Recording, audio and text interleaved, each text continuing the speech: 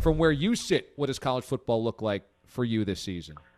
Sure. Our conference has taken the position that we are going to continue to assess what's happening with COVID and both local and national guidelines around testing protocols and making sure that we bring our student athletes back in a safe way. And that's, of course, our very first priority, making sure that our student athletes, the health and welfare of our student athletes.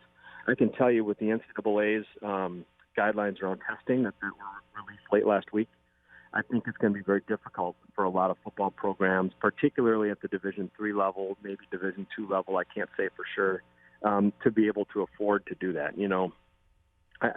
Testing certainly has some scarcity to it, and there's a cost to testing. And with the frequency and pace at which the NCAA has suggested we do test our student athletes, and again, it's all for their health and welfare, it's going to be difficult for a lot of schools to afford that. And so I think we're getting close to a place where it's going to become really, really difficult for schools to compete in the fall.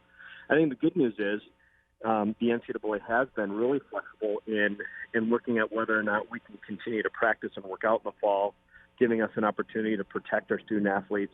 One of the things that I worry about is if we had, we've taken the spring off and have spring football. If we take fall off, we really need to think about injury prevention as we roll into the spring next year. And even if we can move our season from the fall to the spring, we've got to do everything that we can to protect our student athletes from an injury perspective too. And so it's important to me that we find a way, even if it's pods or small groups or whatever, to continue to work out in the fall despite whether we have a season or not. But I think it's becoming more and more difficult to envision a fall season, particularly at the Division III level. I know you're short on time, so this could be a quick one, but are you open-minded to a spring football season?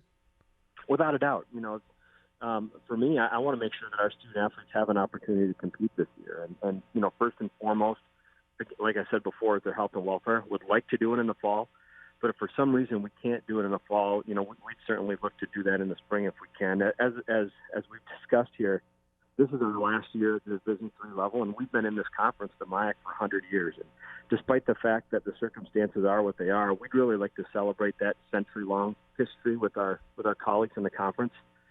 And we'd like to do it on the playing field if we can. And so if there's a way for us to compete in the spring, we certainly would take advantage of that.